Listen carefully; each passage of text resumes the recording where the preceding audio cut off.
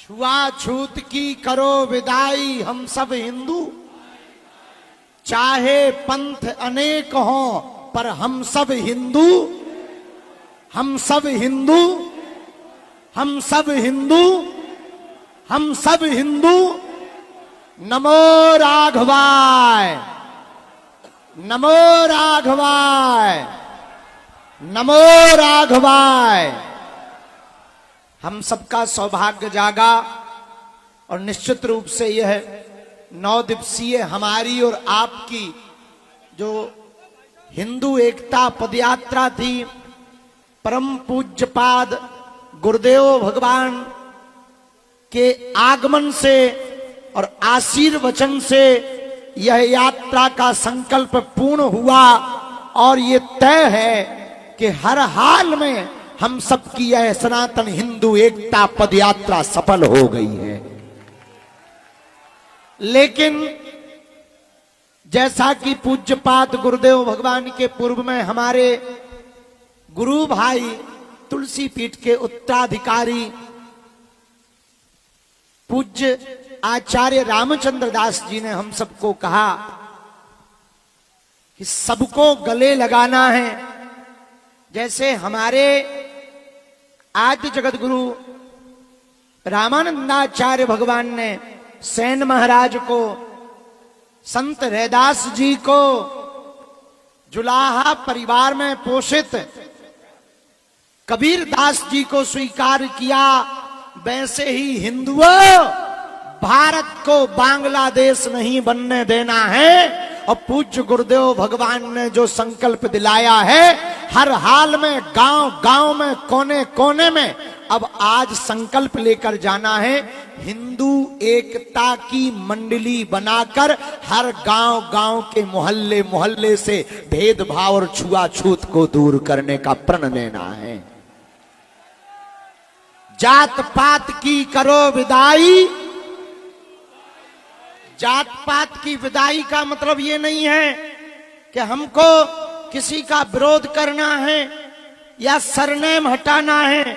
हमारा उद्देश्य और सबका उद्देश्य इतना है, इस देश में ना कोई अंगड़ा हो, ना पिछड़ा हो, ना छोटा हो, ना बड़ा हो।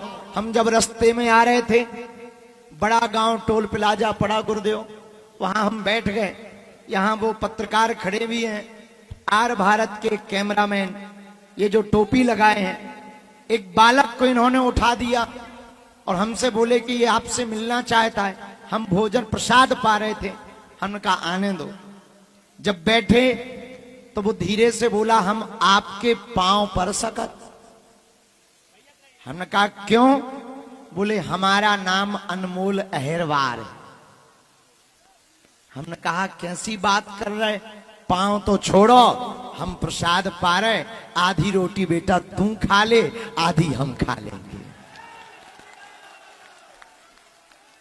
वो बड़ा प्रसन्न हो गया, बड़ा गदगद हो गया। बगल में बैठे हुए सब लोग देखते रहे।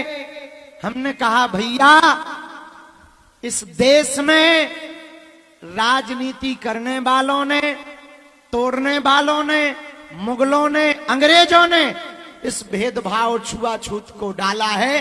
अब पहली बार पूज्यपाद गुरुदेव भगवान के आवाहन पर हम सब सनातन के सिपाही भारत के कोने कोने के लिए निकले हैं। अब इस देश में ये जहर बीमारी नहीं रहेगी, हिंदू एक होगा। और आज हम गुरुजी के सामने प्रण ले रहे, कथा भले ही कम करेंगे, धाम पर सेवा भले ही कम कर पाएंगे, और आप लोगों से भी वचन लेते हैं कि आपके साथ हम गली गली, गांव गांव जा जा करके इस देश की इस सबसे बड़ी बीमारी को मिटाने के लिए जिएंगे। आज हम संकल्प ले रहे कि जब तक इस देश में भेदभाव और छुआछूत मुक्त नहीं हो जाएगा और हिंदू जग नहीं जाएगा, सड़कों पर आ नहीं जाएगा और धर्म विरोधियों की ठटरी जब तक बार नहीं दी जाएगी, तब तक गांव गांव में हम सब भारत के जाएंगे। क्या तैयार हो? क्या तुम अपने भारत को बचाना चाहते? क्या तुम हिंदू एकता चाहते? क्या तुम धर्म विरोधियों की ठटरी बारना चाहते? हमारी बहन बेटियों को जो लव चक्कर में फंसाना चाहते हैं, जो बहुत बड़ी एक चल गई है, समझ जाओ, उबाले ठटरी के बरे लव जिहाद चलाते हैं, लैंड जिहाद चलाते हैं। अभी अभी गुरुजी ने जिक्र किया गौ माता के लिए, गौ माता को जगह जगह काटा जाता है। इन सब पर तभी कार्य हो सकता है जब एक आवाज में 100 करोड़ हिंदुओं के देश में 1 करोड़ कट्टर हिंदू तत्क्षण सड़कों पर आने लगेगा। उसी दिन इस देश की नई क्रांति, नया इतिहास लिखने लगेगा। हर हर गुरुदेव भगवान को जाना है। हम सबकी यात्रा सफल हो गई, बसें भी लगी हुई हैं। वहां से जाने के लिए, घर घर जाने के लिए व्यवस्था है और प्रसाद की व्यवस्था सामने में है। कुछ लोग पार है, कुछ लोग बैठे हैं, कुछ लोग सुबह से ही बैठे हैं। आप लोग थके हैं 9 दिन के, बहुत कष्ट पाया है। हम आप सबको साधुवाद दे रहे, धन्यवाद दे रहे कि आप सब हिंदुओं के लिए अपने घरों से, कुछ लोग नौकरी छोड़कर आए। अब हम एक जनों का नाम नहीं बताएंगे, वो जज हैं, लेकिन 9 दिन की छुट्टी लेकर के पदयात्रा में आ गए और गुरुजी को जाना है। हम पूज्य गुरुदेव की विदाई कर दें। सब लोग दोनों हाथों की मुट्ठी बांध लो, सामूहिक अर्जी हम लगा देते हैं। हम पहले पूज्य गुरुदेव की विदाई कर दें, फिर मंच पर आ रहे, ठीक है? जय सिया राम, जय बागेश्वर धाम की। छुआछूत की करो विदाई, हम सब हिंदू, हम सब हिंदू अभी नहीं तो, अगर हिंदू अभी नहीं जगेगा तो गांव गांव में कौन कौन मंडल बनाएगा? भेदभाव छुआछूत को मिटाने के लिए कौन कौन काम करेगा? पक्का जीवन भर के लिए। एक आज हमने प्रण ले लिया, एक हम बागेश्वर बालाजी के चरणों में जाकर के कुछ लोगों की टीम बना रहे जो पूरे देश के कोने कोने में भेदभाव और छुआछूत मुक्त भारत को करने के लिए कार्य करेंगे। सभी को साधुवाद, धन्यवाद। जिन्होंने इस पदयात्रा के मध्य में सेवा की, स्वागत किया, उनको भी साधुवाद। मंडलों को भी साधुवाद, जिन्होंने मेहनत की। आप सब जो संकल्प में आए, राम राजा की भूमि अयोध्या में बैठे हैं, हम बालाजी के चरणों में और राम राजा सरकार के चरणों में प्रार्थना कर रहे।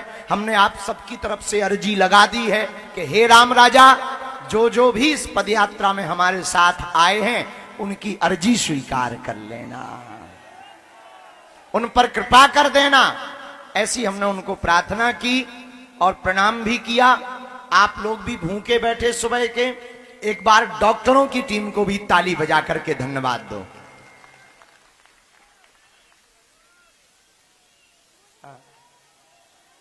आप सब अगर आ सकें तो एक बार आ जाओ।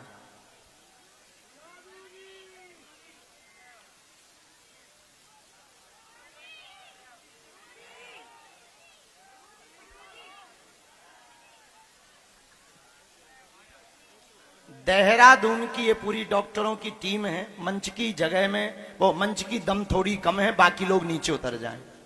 शेष सेवादार भी थोड़ा कम हो जाएं, क्योंकि मंच में उतनी दम नहीं, पता लगे कि जो है विराम पे जो है ब्रेकिंग न्यूज बन जाए, बड़ी आफत है।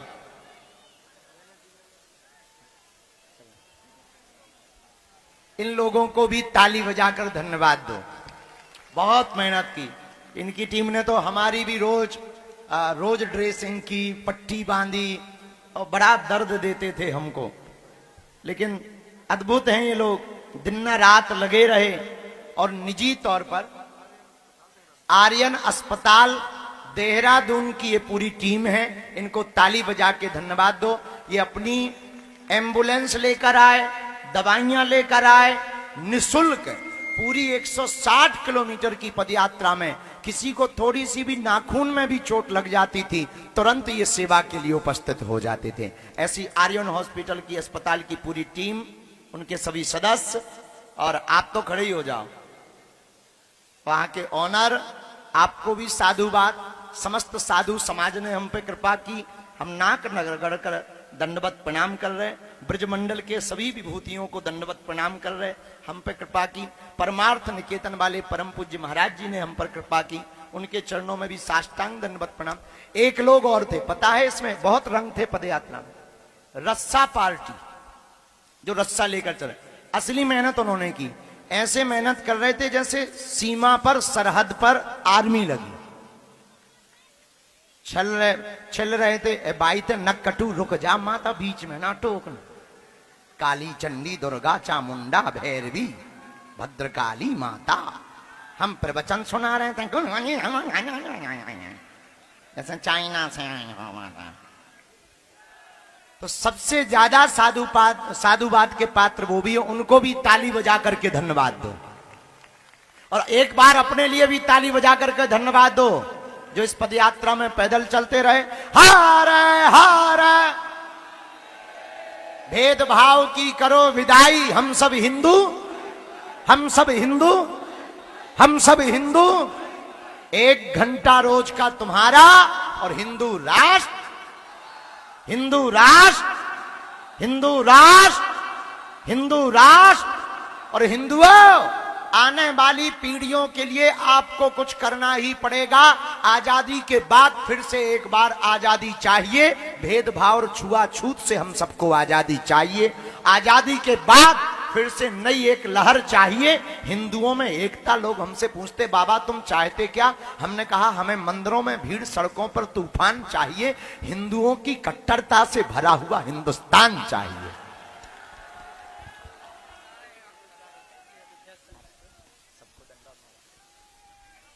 इसलिए भेदभाव की करो विदाई, हम सब हिंदू, हम सब हिंदू, हम सब हिंदू, हम सब हिंदू। और ये पूरी यात्रा इसलिए अद्भुत रही, आध्यात्मिक रही, इसलिए रही कि बालाजी का मिलन राम राजा से हुआ है। दूसरी बात, पदयात्रा में तुम्हें दूसरा लाभ ये हो गया कि तुम्हें महाकुंभ में जाने के पहले ही कुंभ के दर्शन संतों के हो गए। तीसरा लाभ ये था कि आने वाली पीढ़ी कभी अगर तुमसे पूछेगी तो वो पूछेगी कि जब देश बर्बाद हो रहा था तब तुम क्या झक मार रहे थे। तब तुम भी कह सकते हो कि जब देश बर्बाद हो रहा था तब हम भी गिलहरी की तरह सड़कों पर उतर करके हिंदू एकता के लिए कार्य कर रहे थे।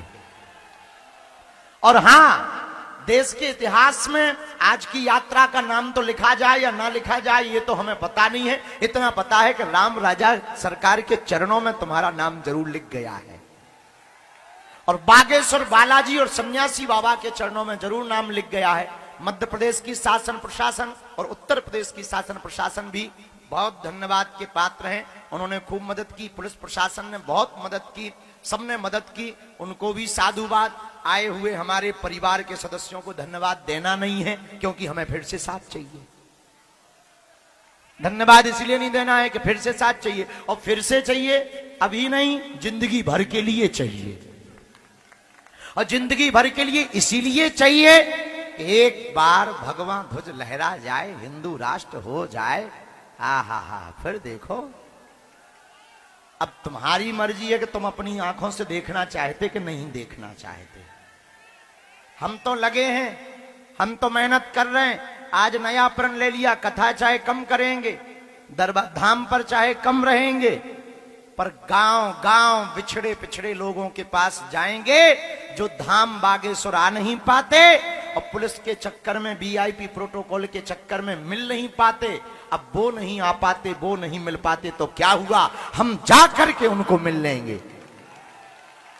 इसलिए मिलेंगे गांव गांव कि वो अलीउल्लाह वालों के चक्कर में ना पड़ जाएं, वो धर्मांतरण ना कर लेवें, उन्हें ये ना लगे कि उनका कोई नहीं है। हम भी संत समाज बैठे, पूरी ब्रज मंडली बैठी, अयोध्या के भी महात्मा बैठे, यहाँ क्षेत्र के भी महात्मा बैठे। इन महापुरुषों के चरण हम पकड़ेंगे और कहेंगे महाराज जैसे ओरछा में आप आ गए, जैसे आप पदयात्रा में चलते रहे, आओ हमारे साथ पन्ना जिला, झारखंड, बिहार, मध्य प्रदेश, छत्तीसगढ़ के उन वनों में चले जहां आदिवासी नहीं अनादिवासी रहते हैं।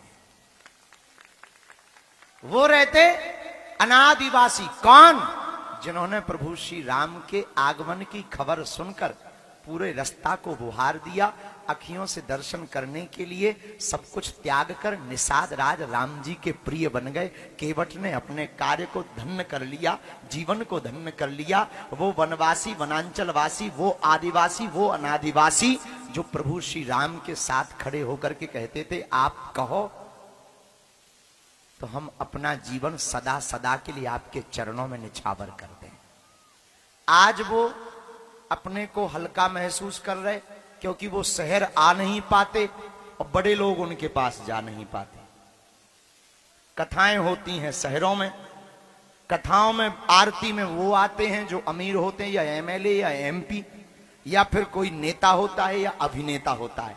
मंच पर वो आ नहीं पाते, आवे तो काले काले जो गार्ड बॉडी गार्ड उठा के गेंद जैसी फुटबॉल फेंक देते हैं। अब क्या होगा? अब हमने विचार कर लिया मंच पर बड़े तो आते ही हैं, कभी कभी उनको भी बुलाया जाए जो सदा ताली बजाने के लिए आते हैं। उसका यही उपाय है कि आज हमने प्रण राम राजा के चरणों में ले लिया। क्या आप साथ में हो? लड़ाई लंबी है, समय की जरूरत है, हिंदुओं के लिए आवश्यक है, भारत को बचाने के लिए जरूरी है। बुरा ना मानना, हिंदू ही नहीं रहेगा तो हिंदुस्तान भी नहीं रहेगा, और हिंदुस्तान नहीं रहेगा तो फिर विचार कर लो तुम्हारी पीढ़ी का क्या होगा, तुम्हारी परंपराओं का क्या होगा, तुम्हारी रामचरितमानस और गीता का क्या होगा।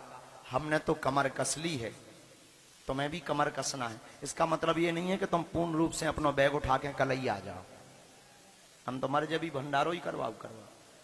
नहीं नहीं नहीं, जब जरूरत हो तब। उसके लिए एक हम नंबर जारी करें दे रहे, एक ग्रुप बनाए दे रहे, एक एक प्रभारी बनाए दे रहे, वो आपसे संपर्क करते रहेंगे। और हम लोग अब गांव गांव जंगल में जाकर के राम नाम का मंगल करेंगे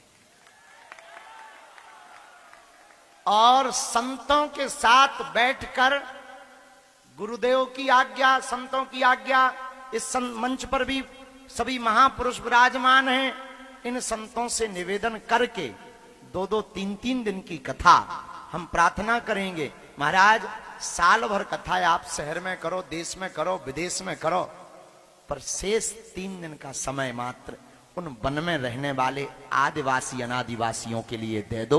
उनका भला हो जाएगा, वो गौरवान्वित महसूस करेंगे और उनको ही कथा का यजमान बनाया जाएगा और उनसे कहा जाएगा तुमसे दक्षिणा लेनी नहीं है, तुमसे दक्षिणा में वचन लेना है कि तुम मर जाना पर कभी हिंदू धर्म छोड़ करके नहीं जाना। भारत एक नया इतिहास लिखेगा, भारत एक नई क्रांति लाएगा। और जो ये नारा दे रहे हैं कि भारत तेरे टुकड़े होंगे, सर तन से जुदा कर देंगे, देख लेना उनके आका जहां बैठे हैं उनका देश भी अपना होगा। हाँ, उनका देश भी अपना होगा, पर संग्राम है, संघर्ष है। ताली बजाने से काम नहीं चलना। तुम लोग इतने रील वाले आदमियों के मोबाइल उठाते हो, रील बनाते हो, फोटो खिंचाते हो, धक्का मुक्की खा के फोटो खिंचवाते हो और पोस्ट डालते हो कि देख लीजिए बागेश्वर बाबा की पदयात्रा में विचार विमर्श करते हुए। बुरा ना मानना, रील के जमाने में बहुत अच्छा है, जीना चाहिए, रील बननी चाहिए, पर रील के साथ साथ रियल में हम लोगों को उतरना पड़ेगा। और हम अपने सेवादार और आप लोगों से भी कहेंगे, आज तो पदयात्रा हो गई, अब क्या? अब यही है कि अब गांव गांव में हमारे सेवा, हमसे जुड़े हुए लोग पूछेंगे कि अब क्या करना है। अब यही करना है कि गांव गांव जाकर के हमें हिंदुओं को जगाना है। अभी ये मात्र 5 जिला जगह है। आप लोग कई प्रदेशों से आए, कई गांव से आए, कई शहरों से आए, कई मोहल्लों से आए। आप अपने घर के पास, आप अपने मकान के पास में कोई मंदिर होगा, मंदिर में सुंदरकांड करवाइए, पूरे मोहल्ला को बुलाइए, थोड़ी सी बूंदी या थोड़ी सी लाई चनौजी दाना रख करके बैठ जाइए और जब वो आए तो यही बात बताइए कि कृपा करके एक हो जाइए। कृपा करके क्या हो जाइए? क्या हो जाइए? वो कहेंगे एक क्यों हो जाएं? तुम कहना अनेक हैं, तो बेटियां भग रही, अनेक हैं, हम लोग बटे हैं, विभाजित हैं, हम लोग हे दृष्टि से देखते हैं, घृणा करते हैं। उसका परिणाम यह है कि दूसरे मजा मार रहे हैं, अच्छा, हम लोगों को यह लगता है कि उनके घर बन रहे हैं, पश्चिम बंगाल वालों के अपने नहीं जले। हम लोगों को यह लगता है बांग्लादेश में होगा, अपना नहीं होगा। हम लोगों को यह लगता है उसकी बेटी भग गई है मुसलमान के साथ, अपनी नहीं जाने। इसीलिए तुम लोग हैरान हो, क्योंकि तुम तब जगते हो जब तुम्हारे घर पर पत्थर पड़ते हैं। तुम्हें तब समझ में आता है जब तुम्हारे। आज एक माता जी सुबह सुबह मिली, हम जहां बैठे थे ओरछा में, वो मिली। उनकी बात को सुनकर के हमारी आंखों में आंसू आ गए। उन्होंने कहा महाराज, हमारी आशा आसिया बन गई। और पूरा मोहल्ला हे दृष्टि से देखता है। हम मुसलमानों के खिलाफ नहीं हैं, हम ईसाइयों के खिलाफ नहीं हैं, हम उनके खिलाफ हैं जिन्हें भारत से प्यार नहीं है। भारत से प्यार का मतलब हिंदुस्तान में रहने वाला आदमी हिंदू है। जो जो इस देश में है सब सनातनी है। इस देश में जो भी रहेगा वो सनातनी ही रहेगा। क्यों? क्योंकि ये राम का राष्ट्र है, भगवान कृष्ण का राष्ट्र है। बुरा ना मानना, भले ही मीडिया पर, टीवी पर, मोबाइल पर कोई भी ये मुंह चलाने वाले ये भौंकते रहते हैं, ये भले ही कुछ भी बोले, पर ये कभी भी अपने दिल पर हाथ रखे। इनमें अकेले में इनसे पूछा जाए, सच सच बताओ यार, तुम भारत के बारे में क्या कहना चाहते हो? तब यही कहेंगे भले ही कुछ हो, पर है तो ये राम का राष्ट्र। क्योंकि यहां रंगों रंगों में राम है। अभी पूज्य गुरुदेव भगवान ने क्या गजब की बात बोली, हमारा तो रोम रोम खड़ा हो गया था। हम राम कृष्ण के बिंदु हैं, हम हिंदू हैं, हम हिंदू हैं। पूज्य गुरुदेव भगवान ने तो हम सब आज जा रहे हैं, हमें दुख भी है, आपसे हम थोड़ा दूर हो रहे। पैदल चलते थे, कभी तुम बगल में आते थे, कभी चिल्लाते बाबा, धक्का मारते थे, मुक्का मारते थे, कुछ हमारा हाथ पकड़ के ले जाते। कल एक बहन जी नाखून रखे थी, जे पड़े। अब उनसे हमारी बात तो नहीं हो पाई, पर हमारा वीडियो अगर बाद का देखें तो यही है, बहन जी तुम सूप न खाना बनो, अपने नाखून काट लियो, अगली बार नहीं तो पांव पर भी नहीं आइयो। तो बड़ा नाखून मार करके, लेकिन ये आनंद, कुछ अच्छे मीठे अनुभव थे, कष्ट भी हुआ, दुख भी हुआ, पर हमारा दर्द हिंदुओं के दर्द से बहुत कम है। हम स्वस्थ हो जाएंगे। तुम भी अपना ख्याल रखना, घर जाना मुस्कुराते हुए जाना। और हम बालाजी से यही प्रार्थना करते हैं कि जितने भी जन्म मिले हमें भारत भूमि में जन्म मिले, और जब भी मिले आपके जैसा परिवार मिले। यही बालाजी के चरणों में प्रार्थना है। अच्छा हाँ, अद्भुत है ये पदयात्रा महाराज जी, इतनी अद्भुत रही कि बताना, इतनी कथाएं हैं इस पदयात्रा के मध्य की। एक पदयात्रा के मध्य में हम चले तो लगभग दूसरे दिन की यात्रा में लगभग 35 या 40 किलोमीटर की यात्रा पूर्ण की होगी। एक भाई साहब व्हील चेयर पर अपनी धर्म पत्नी, जिसको पैरालाइसिस है, गांव का आदमी, वो व्हील चेयर चला रहा था। हमने सेवादारों को कहा कि इसको आगे लेके आओ। वो व्हील चेयर के पीछे कुर्सी रखे, तो हमने कुर्सी उठाई, निकाली और बात की कि ये कौन है? बोले हमारी पत्नी है। हम कहा ये क्या लगा रखा? बोले झंडा। हम कहा ये व्हील चेयर पर क्यों है? बोले इसको पैरालाइसिस है। हम कहा क्यों ले आए? हमसे मिलाने के लिए? बोले नहीं, हम हिंदुओं की एकता के लिए लेकर के आए। तो हमने कहा तुम पागल हुई, इनको घर छोड़कर आते, तुम आ जाते। बोले घर पर कोई है नहीं, ना बेटा है ना बेटी है, हम अकेले हैं, और ये चल नहीं पाती, अपने हाथों से ये नित्य क्रिया नहीं कर पाती, कुर्सी पर बैठ करके नित्य क्रिया करती है। हमने कहा तुम इतने पागल क्यों हो? बोले गुरुजी हम इसीलिए पागल हैं कि हमारे बच्चे तो हमारा साथ देते नहीं हैं, पर कहीं किसी दूसरे के बच्चे बर्बाद ना हो जावे, वो मुसलमानों के चक्कर में ना पड़ जावे, इसलिए हम आपके साथ चल रहे हैं। हमने कहा नहीं नहीं, तुम बीच से वापस हो जाना। बोले गुरुजी क्षमा करो, हम तुम्हारी बात नहीं मानेंगे, सब आज्ञा मानेंगे, ये आज्ञा नहीं मानेंगे। राम राजा ओरछा तक जाएंगे। और उसने दिल तब जीत लिया, और हमारी आंखों से आंसू तब टपक गए जब उसने कहा छाती ठोक कर कि अगर हमारे प्राण जाते हो तो आपको बचाने के लिए और हिंदुओं को बचाने के लिए पहले हम अपने प्राण देंगे। इतनी अद्भुत हिंदू एकता पदयात्रा, इतना अद्भुत जोश। छोटे छोटे बच्चे, अभी जो बालक ऊपर बैठा था छोटा सा बच्चा था, छोटा सा बालक बिहार से आया है, शायद उतर गया होगा नीचे। ये है, जरा इधर, यहां कोने पे खड़ा था, हाथ जोड़े हुए खड़ा था, कोने पे खड़ा था, बिहार से आया है। हमने पूछा किसके साथ आए? बोले पिताजी के साथ आए हैं। अच्छा पिताजी के साथ आए, किस लिए आए हो? धीरे से कहता है हिंदुओं के लिए आए।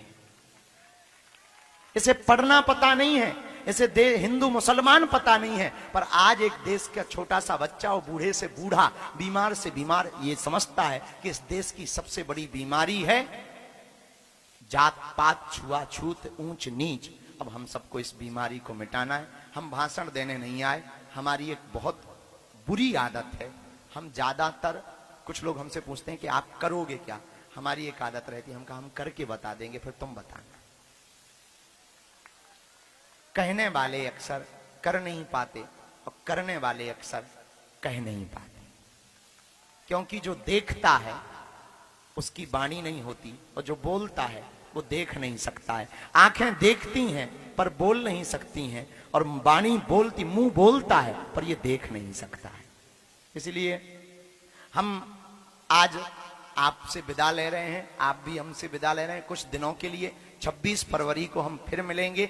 अपने गांव में अपना जोश बरकरार रखना। हमारी बातें 5 मिनट तुम्हें सुनने मिली हैं, पर ये बातें सदा सुनना जरूरी नहीं है। हम यही कहना चाहते हैं, एक धीरेन्द्र कृष्ण शास्त्री से हिंदू राष्ट्र नहीं बनना है। इस देश के हर घर से एक धीरेन्द्र कृष्ण शास्त्री होना चाहिए, तभी भेदभाव मिटेगा। हमारे तो दिल को छू लिया। हम बहुत जानते थे, परिचय बहुत पुराना था, सुना था, नाम जाना था और खूब कथा को सुना था। 1-2 बार मिलन भी हुआ। ब्रज की विभूति परम पूज्य श्री मृदुलकांत जी शास्त्री जी महाराज। लेकिन कल जब रात्रि में आपने माइक पकड़ा और एक बात बोली कि हम सफाई करने वाली मेहतरानी के साथ में एकादशी को सेवा करते हैं, तो हमारा गदगद हृदय हो गया कि हम अकेले नहीं हैं। इस देश में और भी बब्बर शेर घूम रहे हैं। 1 से 11 होंगे, 11 से 1100 होंगे, 1100 से 11,000 होंगे, और एक दिन ऐसा आएगा वो 11 लाख, 11 करोड़ और 110 करोड़ में परिवर्तित हो जाएंगे। इसीलिए भेदभाव की करो विदाई, हम सब हिंदू, हम सब हिंदू। अब सबको पुनः धन्यवाद। सेवा करने वाले हमारी धाम की टीम को धन्यवाद। तुम लोगों ने गद्दा ही गद्दा उठाए, दद्दा और गद्दा, तो खूब सेवा की। सबको साधुवाद। ये ध्वजा आपको घर पे लेके लगाना है, क्योंकि ये 9 दिन की पदयात्रा में अपने आप में सिद्ध हो गया। संतों की चरणों की, चलने वाले पदयात्रियों की चरणों की जो रज उड़ी है, उस रज के कण इस ध्वज पर बैठ गए हैं। और वैसे ही हनुमान जी बैठे हैं, तो निश्चित है अब इस ध्वजा में श्री हनुमान जी महाराज बैठ करके आपके घर की रक्षा करेंगे। आपका सामान जिनका भी रह गया हो धाम से मिल जाएगा।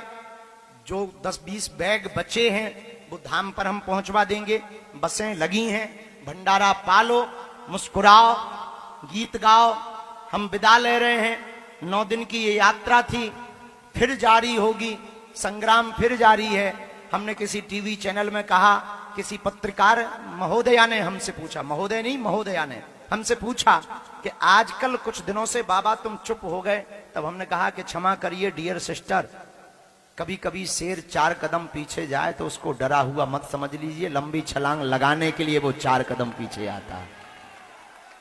लंबी छलांग लगाने के लिए वो 4 कदम पीछे आता है। तो थोड़ा सा कथा करेंगे हम, इसलिए कथा करेंगे, गड्ढा पूरा करेंगे, व्यवस्था करेंगे, फिर अगली व्यवस्था। और आज तो हमको एक और कृपा मिल गई है। इस आयोजन प्रथम था, 9 दिन का, नए नए अनुभव हो रहे थे, क्या क्या चैलेंज आ रहे थे, रोज चैलेंज को पार कर रहे थे। हमारे धाम की समिति भी दिन ना रात सब बच्चे लगे रहे, सोए नहीं। पाँव में फपोड़े पड़ गए, उनके कट गए, रस्सा में भी कई लोग कट गए, 1-2 बच्चे गिर गए, टीबी वाले भी गिरे, यहाँ ये वाले भी गिरे, चोट खाते रहे, पानी के लिए कई बार मशक्कत भी करते रहे, लेकिन उन्होंने अपनी सेवा नहीं छोड़ी। हम जब रात को लेटते थे तो हमें दर्द होता था, पीड़ा होती थी, दबा लेते थे, ठीक होता था। पर हम मन में सोचते थे कि हमारे लिए तो इतना ख्याल ये लोग रखते हैं। बालाजी करें जो सन्यासी बाबा की 46,000 सेना है, वो इनका ख्याल रखे। सब जो साथ में चलने वाले सेवादार थे उन्होंने अटूट मेहनत की। लेकिन संग्राम फिर जारी होगा, इतिहास फिर दोहराया जाएगा। निश्चित है हिंदुओं के द्वारा ही इस देश में इतिहास दोहराया जाएगा और भारत एक नई आजादी देखेगा, देश को एक करने की, भेदभाव को मिटाने की, छुआछूत को मिटाने की। ये देश का हिंदू एक होगा, हमें भरोसा है। करोड़ों हिंदू सड़कों पर आएंगे, जागेंगे, दूसरों को भी जगाएंगे। बस बात याद रखना, भेदभाव की करो विदाई, हम सब हिंदू, हम सब हिंदू। जो जहां से आए, आपकी श्रद्धा को हम खूब खूब प्रणाम कर रहे हैं। बाकी सब कह दिया, जो कहना था बोल दिया। और भी अनुभव हैं, वो सब हम बीच बीच में कथा में बताते रहेंगे।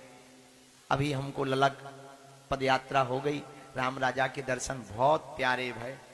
आज उन्होंने चमकते हुए हल्के नीले वस्त्र पहन रखे थे, प्यारा सा चांदी का सिल्वर मुकुट था और काला मुख, बहुत प्यारी सी आंखें।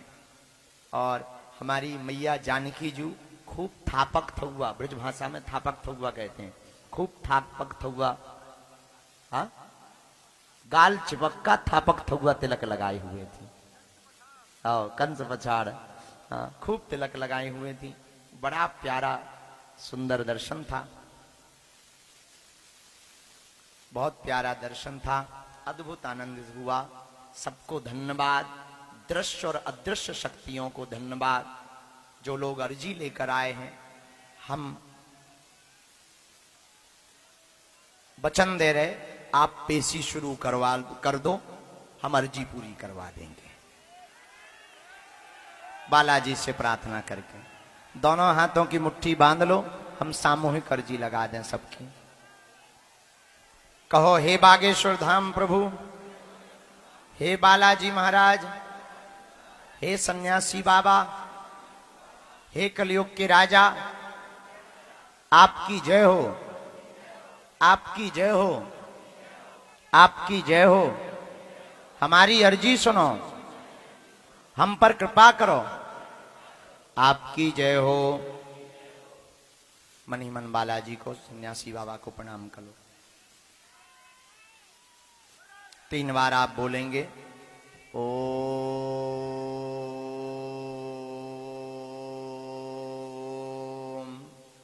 बागेश्वराय नमः। ओम हम हनुमते नमः। ओम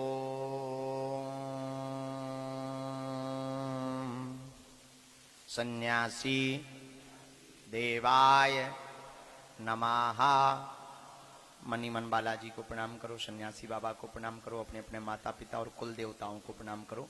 पूज्यपात सन्यासी बाबा का दिया हुआ ऐसा उपाय है, जिनकी अर्जी नहीं लग पाती, मिलना नहीं हो पाता, पर्चा नहीं बन पाता, वो अगर सामूहिक अर्जी लगाते हैं, लहसुन प्याज मांस मंदरा बंद कर देते हैं, महीने में 1 बार, 2 महीने में 1 बार, 3 महीने में 1 बार धाम की पेशी शुरू कर देते हैं, बिना पर्चा बने ही उनकी अर्जी स्वीकार हो जाती है और बागेश्वर बालाजी की कृपा हो जाती है। तो आप अर्जी जो भी लेकर आए हो, 3 बार मन ही मन बोलो, ओम ओम ओम।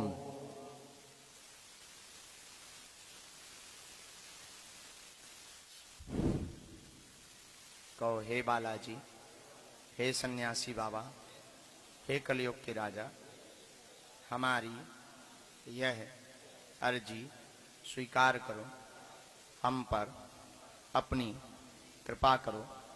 आपकी जय हो, आपकी जय हो, आपकी जय हो। मनी मन प्रणाम करके दाहिने हाथ की मुट्ठी का 3 बार उतारा कर लो, पीछे की तरफ छोड़ दो। बाएं हाथ की मुट्ठी का भी 3 बार उतारा कर लो, पीछे की तरफ छोड़ दो। दोनों हाथ आपस में मल के ओम बागेश्वराय नमः, ओम बागेश्वराय नमः, ओम बागेश्वराय नमः। नेत्रों में लगा लो, शरीर में जहां पीड़ा है स्पर्श करा लो। बड़े भाव से दोनों हाथ उठा के बोलो, बागेश्वर धाम की, सन्यासी बाबा की, दिव्य दरबार की, राम राजा सरकार की, भारत हिंदू राष्ट्र की। पुनः आप सभी 26 फरवरी के लिए आमंत्रित हैं। कौन कौन आ रहा है? अच्छा ठीक है।